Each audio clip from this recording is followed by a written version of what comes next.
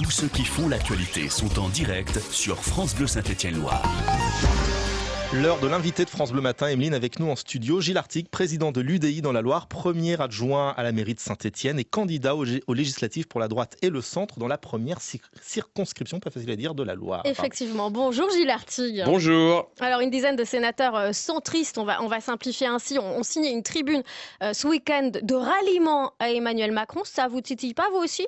Non, pas du tout. Vous savez, c'est toujours comme ça. À quelques semaines d'une élection présidentielle, il y a beaucoup d'opportunisme.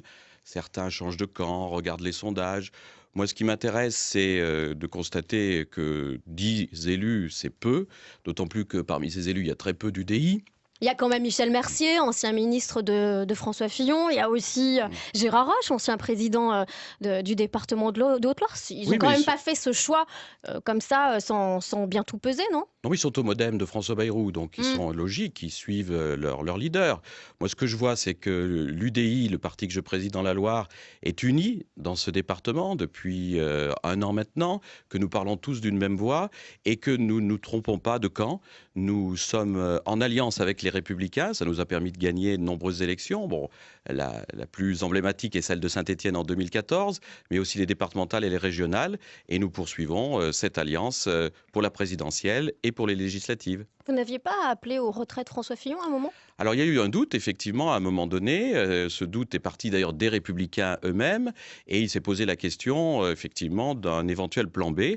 Mais dès lors qu'Alain Juppé, que nous avions soutenu pour la primaire, a décliné l'offre, il est évident que maintenant, notre candidat, c'est celui qui représente la droite et le centre. Et au-delà de sa personne, ce qui nous intéresse, c'est son programme, c'est son projet pour la France. Et aussi peut-être les législatives qui suivent, puisque accessoirement dans cet accord, il y a des investitures. Si vous êtes candidat sur la première circonscription de la Loire, donc c'est Saint-Étienne-Nord pour simplifier, où vous avez d'ailleurs déjà été député jusqu'en 2007. Si vous êtes donc investi sur cette zone, bon, c'est qu'en face, il n'y a personne du côté des Républicains. Ça tombe bien. C'est logique. Dès lors qu'on soutient le même candidat à la présidence, il faut que derrière, il y ait une majorité pour ce président. Donc, il n'y a rien de honteux pour un parti politique, l'UDI comme les autres, de vouloir avoir des élus pour que justement les idées, les valeurs que nous portons puissent être représentées de manière concrète. 7h52 sur France Bleu. Notre invité ce matin, Gilles Artigue, président de l'UDI dans la Loire. En face de vous, vous aurez Régis Juanico, qui est en ce moment trésorier de Benoît Hamon, qui est lui candidat de la gauche, pour simplifier, à la présidentielle. C'est quand même l'homme qui monte, non ? Je ne crois pas. Il soutient Benoît Hamon qui est en grande difficulté. D'ailleurs, s'il y a énormément de socialistes qui quittent Hamon, c'est bien parce que cette campagne ne prend pas, parce qu'il y a beaucoup de démagogie. Nous avons un projet qui est certes exigeant, mais qui devrait nous permettre de sortir durablement de nos difficultés. Quand j'entends que Régis Juanico propose ce revenu universel, ce sont des dépenses inconsidérées pour notre pays. Quand j'entends qu'on parle de taxer les robots, enfin, ce sont des propositions vraiment d'un autre temps. Donc moi, je serais sur un projet beaucoup plus réaliste. Et puis, on lui demandera de faire son bilan. Quand on pose la question dans nos quartiers sur ce qu'il a pu apporter depuis 10 ans, la réponse est assez unanime. Et beaucoup de gens ont énormément de mal à le dire. Et alors justement, dans le programme de François Fillon, quelles mesures promises vous souhaiteriez là ce matin mettre en avant ? Alors nous avons un accord législatif, vous l'avez dit, mais on a surtout un accord programmatique et nous avons fait évoluer le candidat de la droite et du centre. Mais là, ce matin, s'il y avait une mesure à mettre en avant, s'il vous plaît. Eh bien, écoutez, il y en a beaucoup. Nous apprécions qu'ils reprennent le drapeau européen, qu'ils veuillent repartir avec nous pour une vraie gouvernance de l'Europe. Nous sommes aussi satisfaits qu'il soit revenu sur ce qu'il avait prévu concernant la sécurité sociale. Il envisage un grand plan pour lutter contre la précarité, pour également travailler en faveur du handicap. Nous pensons qu'il faut aussi redonner aux entreprises un peu d'air, limiter les charges qui pèsent sur l'emploi.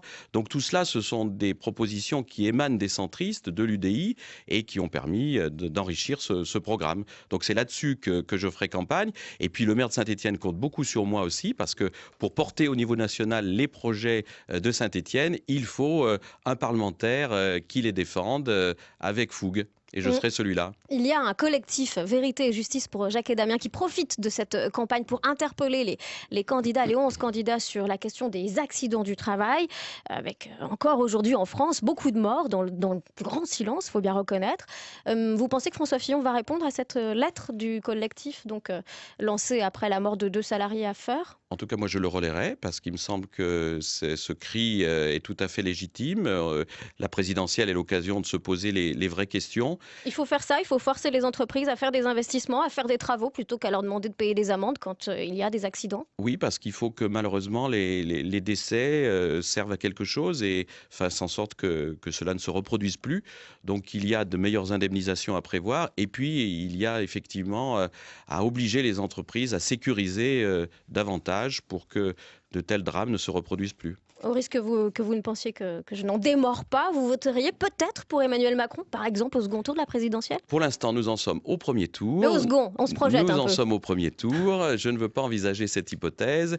Même si c'est difficile, nous nous battons pour que le candidat de la droite et du centre soit présent au deuxième tour et soit président de la République parce qu'il a le meilleur programme, le meilleur projet pour la France. Et en même temps, la démarche de rassemblement, ça c'est dans les gènes de l'UDI aussi.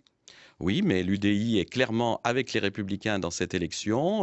Nous avons permis à François Fillon d'évoluer, d'enrichir son programme.